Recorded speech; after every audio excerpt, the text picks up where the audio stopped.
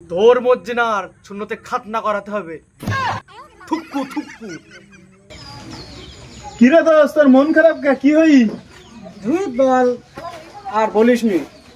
এক মেয়ের প্রেমে পড়েছি, তার কোনোভাবেই মন জয় আমি করতে পারলাম না, তাই মন খারাপ করে বসে আছি। কি আর করবো, ভালো লাগছিস না কিছু। ধুর পাগল, এইসব বিষয় না কেউ মন খারাপ করে? তোর এই সমস্যার সমাধান 1 মিনিটে হয়ে যাবে। হ্যাঁ কি দোষ? সত্যি তাই বল বল। খাল ধারে এক হেডফোন বাবাই, তার কাছে যারা গেছে সবার সমস্যার সমাধান হই। তুইও 60 জনে, তোরও সমস্যার সমাধান হবে। তুই বলিস কি রে হেডফোন বাবা? হাসার কি আছে? এই জন্যই তোর সাথে আমি কিছু বলতে চাইনি। আচ্ছা সরি, চল তোর হেডফোন বাবার কাছে, কিরকম কাজ করতে পারে আর আমার প্রেমটা জোরে লাগাই দিতে পারে কিনা দেখা যাবে। চল তোর হেডফোন বাবার কাছে। বাবা, দুজন লোক আইছে। হেডফোন বাবা, এখানে বছ তোরা। তোরা কি জন্য আইছিস তা আমি বুঝতে পারিছি। দেখি তোর সমস্যা তো কঠিন সমস্যা, তোর ভবিষ্যৎ অন্ধকার। বাবা, আপনার হেডফোনের মাইক মনে হয় নষ্ট হয়ে গেছে বাবা। আমার তো আসলে ভবিষ্যতের সমস্যা না, আমার আসলে প্রেমের সমস্যা। ওহে মূর্খ, প্রেম আর ভবিষ্যৎ একই জিনিস। আচ্ছা বাবা, আপনি আমাকে কিছু একটা করেন। আমি আমার মর্জিনাকে অনেক ভালোবাসি, কিন্তু ও আমার ভালোবাসে না বাবা।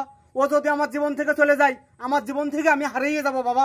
ওহে বৎস, তোদের প্রেমে একজন কালো জাদু করেছে, সে তোদের মিলন কিছুতেই হতে দিচ্ছে না। কে আমার এমন সর্বনাশ করলো বাবা? ওহে বৎস, আমার হেডফোনের ব্যাটারি খুবই লো, আমি সঠিক বলতে পারতেছি না তোদের এই প্রেমে কালো জাদু কে করেছে।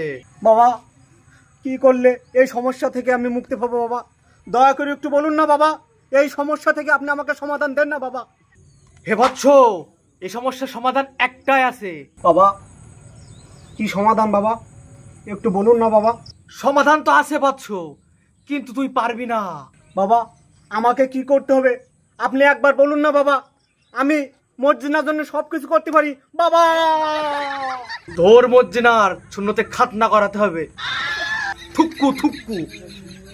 একটা ভার্জিন বেটা গরু শূন্যতে খাতনা করিয়ে জবাই করে আমার নামে আকিকার করে দিলে তোর সমস্যার সমাধান হয়ে যাবে। দোস্ত, তোর 3টি গরু আছে না, উত্তরটা দিয়ে দে। দূর, তুই চুপ থাকতা। বাবা, এটা আমার পক্ষে অসম্ভব বাবা। আপনি অন্য কোনো সহজ একটা উপায় দেন না বাবা, আমি খুব অসহায় বাবা। আর একটা উপায় আছে বৎস। কি উপায় বাবা? বলুন না বাবা। হে বৎস, এই ইয়ারফোনটা রাখ। এটা কোনো সাধারণ ইয়ারফোন না, কামরূপ কামাখ্যা থেকে সংগ্রহ করা। এই ইয়ারফোনটা নিয়ে কি করতে হবে বলুন না বাবা। এই ইয়ারফোনটা নিয়ে আসছে সামনে পূর্ণিমা রাতে বাঁশ বাগানে গভীর রাতে ভূত এফএম শুনবি, তাহলে তুই তোর সমস্যার সমাধান পেয়ে যাবি। দূর ছাতার মাথা, আমি ভূতের ভয়তে রাত্রি জানানা দিয়ে পিটসাপ করি, আর আপনি বলতেছেন এই ইয়ারফোন দিয়ে বাঁশ বাগানে যেয়ে ভূত এফএম শুনতে? আমি এসব করতে পারবো না। প্রেমের জন্য যদি তুই এইটুকু না করতে পারিস, তাহলে তোর দ্বারা প্রেমও হবে না, বিয়েও হবে না, তুই সারা জীবন ভার্জিনই থেকে যাবি। ওরা আমার বাবার বেরি না।